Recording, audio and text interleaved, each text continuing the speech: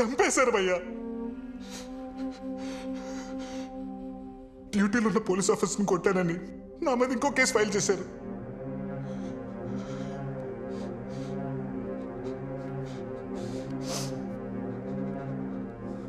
మరి ఈ విషయం కోర్టుకు చెప్పాల్సింది కదా భయ్యా. వాడే చంపాడని ప్రూవ్ చేయాలంటే నేను కోర్టుకు వెళ్ళాలి. అదే వాడినే చంపాలంటే ఈ జైలు దాటితే చాలనిపించింది.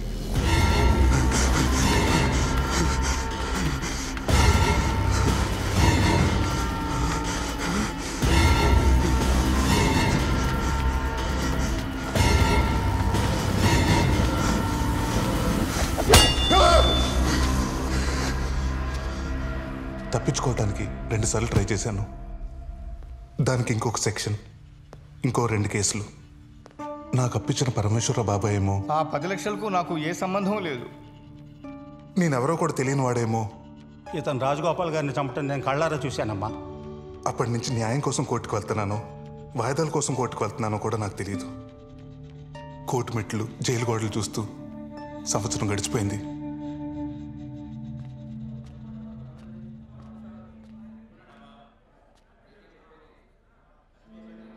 నేను కలవడానికి మీనాక్షి వాళ్ళ నాన్నగారు వచ్చారు.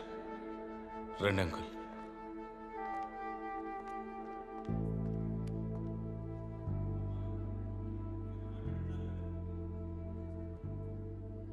బాగున్నావా బాబు?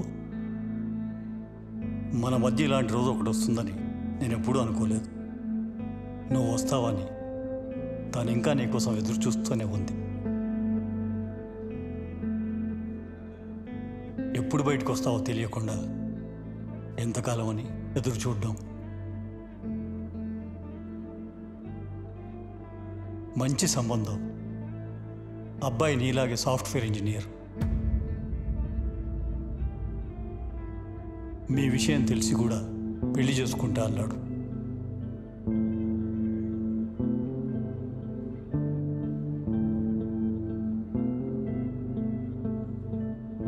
నిజమే మీనాక్షి,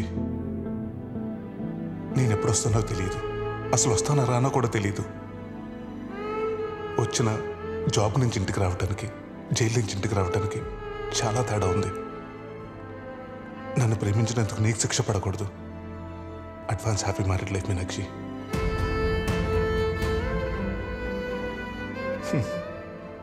నువ్వు అనేదనో కదా, పిల్లలు చెప్పడానికి ఒక కథ ఉండాలని. అవును, ఇప్పుడు అది నీకుంది. బాయ్.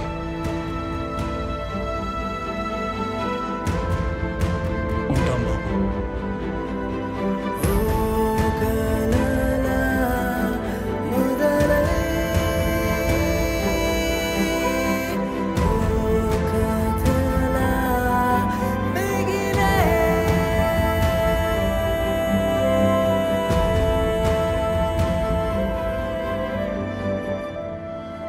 ములాఖత్ అంటే మామూలుగా మాట్లాడడానికి వస్తారనుకున్నాను, కానీ ఇలాంటి డెసిషన్ తీసుకుంటారనుకోలేదు బా. నువ్వేం డెసిషన్ తీసుకున్నావురా? నేనేం డెసిషన్ తీసుకుంటాను? రే, నన్ను కలవటానికి ఇంకెప్పుడు ములాఖాతుకు రావద్దు బా. నువ్వు ఇక్కడికి వస్తున్నావని ఆ కిషోర్ గడికి తెలిస్తే నేనేమైనా చేస్తాడు. ఆయన నేను చూసుకుంటానులే బా. ఆయన నువ్వు లోపలికి వెళ్ళు. నేను ఇష్టపడే వాళ్ళందరూ నా లైఫ్లో నా కాకుండా దూరం అయిపోయారు. ఇక నాకు మిగిలేదు నువ్వేరా. ఈ కేసుల నుండి బయటకు వస్తే నన్ను తీసుకెళ్ళటానికి రా. ఇక్కడే పోతే బా నా శవాన్ని తీసుకెళ్ళటానికి రా. నన్ను రావద్దానికి రా. రే బా, నేను చూడకుండా నేను ఉండలేను రా. రే బా, చిన్నప్పటి నుంచి నేను వదిలి ఎప్పుడూ లేను రా బా. నా వల్ల కాదురా బా. రే నన్ను అర్థం చేసుకోరా ప్లీజ్ రా బా.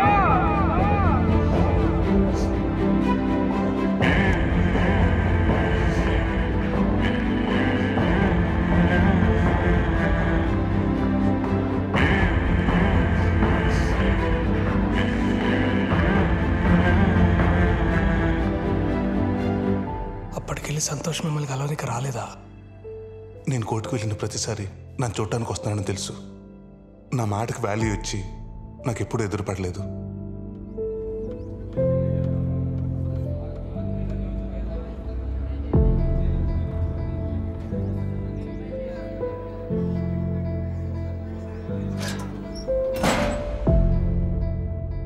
తర్వాత మీడియా నా గురించి రాయటం మానేసి, జనాలు నా గురించి మాట్లాడుకోవడం మానేసి, న్యాయం నన్ను పలకరించడం మానేసి 5 ఏళ్ళైంది.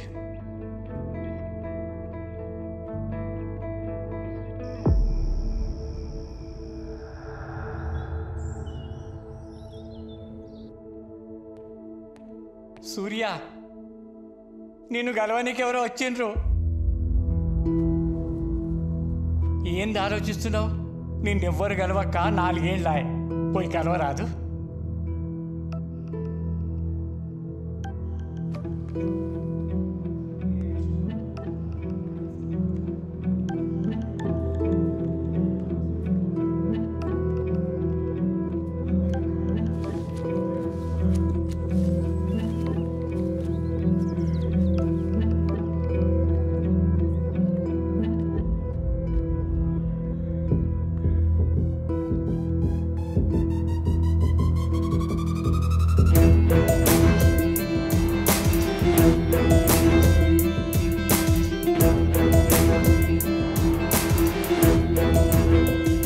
Hi, I'm Adya, advocate.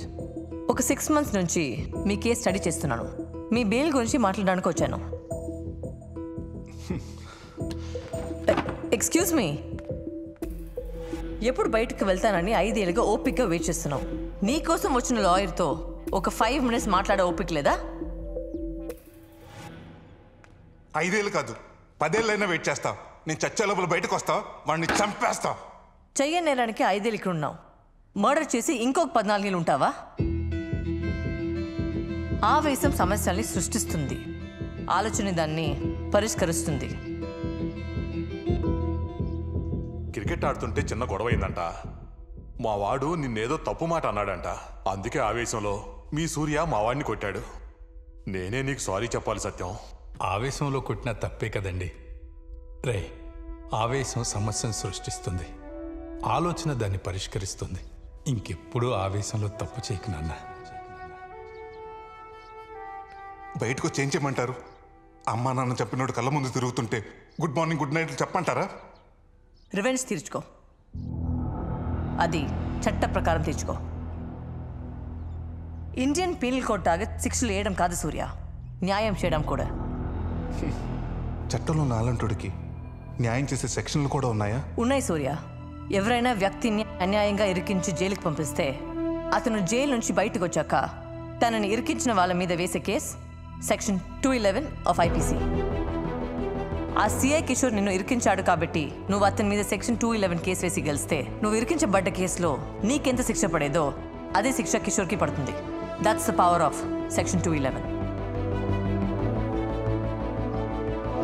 ఇంకా ఆలోచిస్తున్నావేంటి సూర్య? మీ నాన్న చివరి మాట ఏంటో తెలుసా? నా కొడుకు నిర్దోషిగా బయటికి రావాలి. ఆ సిఐ చట్టం ముందు దోషిగా నిలబడాలి. ఇప్పుడు నేనేం చేయాలి? ఈ బెయిల్ పిటిషన్ మీద సైన్ పెట్టు. నువ్వు బయటకు వచ్చాక ఏం చేయాలో చెప్తాను.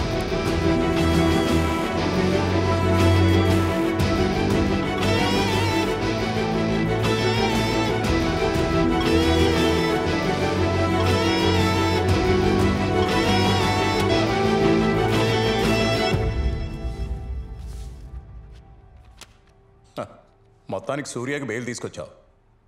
దుర్గారావు సార్, మేడం గారిని సూర్య సెల్ దగ్గరికి తీసుకెళ్ళు. అట్లానే సార్. Okay sir. రాండి అమ్మా. అమ్మా, సూర్యప్రకాష్ కోసం దేవుడే నీ రూపంలో వచ్చినట్టుంది. నాకు చాలా ఖుషిగా ఉందమ్మా.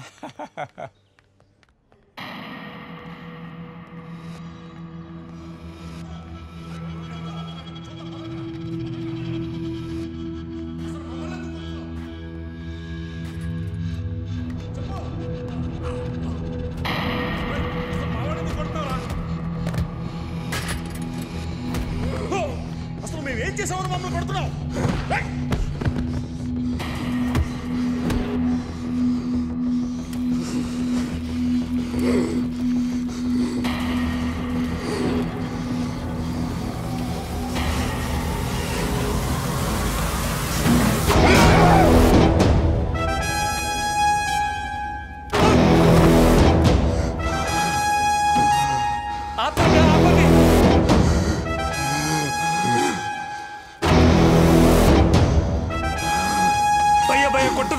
ప్లీజ్ భయ్య కొట్టదు భయ్య 5 ఏళ్ళ తర్వాత బయటకు వెళ్తారు మీరు కొడితే ఇప్పుడు బెయిల్ క్యాన్సిల్ అవుతుంది భయ్య నా మాట ఇరువురు భయ్య ప్లీజ్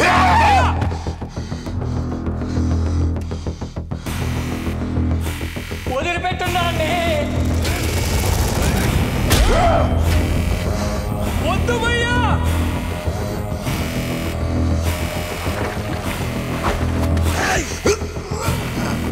కొట్టగండ్రా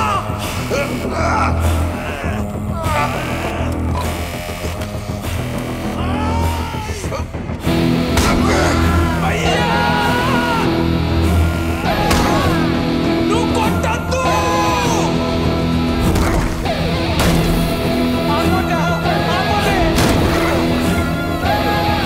ప్లీజ్ భయ్యా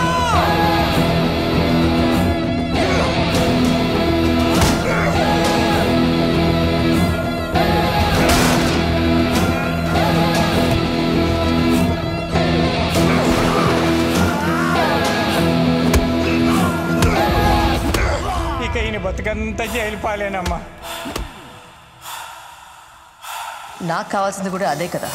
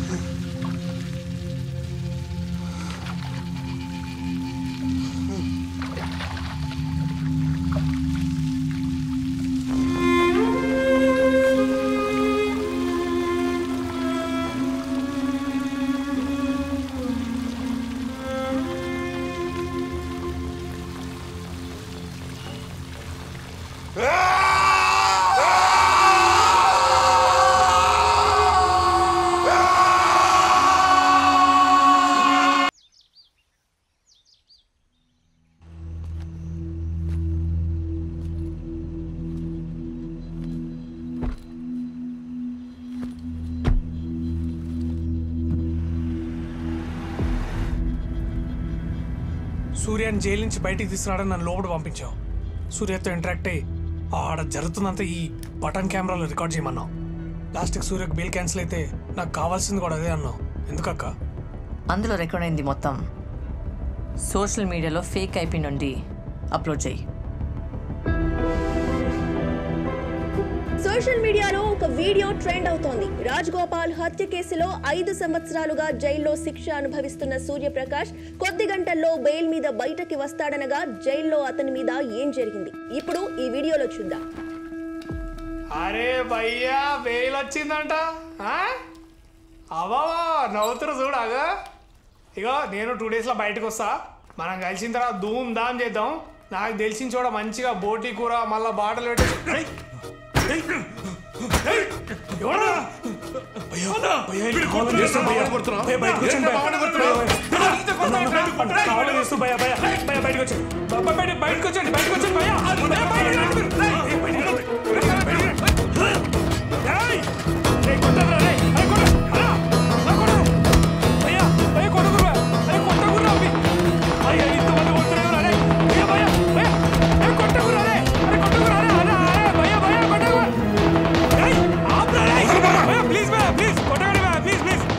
జైల్లో ఇంత నిర్దాక్షిణ్యంగా మానవ హక్కుల ఉల్లంఘన జరుగుతూ ఉంటే జైలు శాఖ ఏం చేస్తోంది?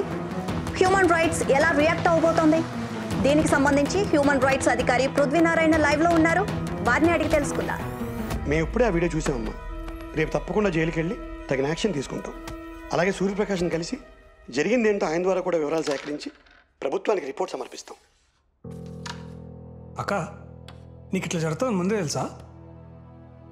సూర్యాని బయటికి రాకుండా ఏదో ఒకటి చేస్తారని మాత్రం తెలుసు. ఇట్లా కాకపోయింటే బెయిల్ మీద బయటకు వచ్చేవాడు. ఓ, జరిగింది కాబట్టి అడ్వాంటేజా? కేసుకు బలం వస్తుంది. 5 ఏళ్ల క్రితం మీరు వచ్చిండుంటే సూర్యకి ఇలా జరిగేది కాదు మేడం. 5 ఏళ్ల క్రితమే నాకు లా డిగ్రీ వచ్చుంటే నేను కూడా సూర్యని ఇలా వదిలేదాన్ని కాదు సంతోష్.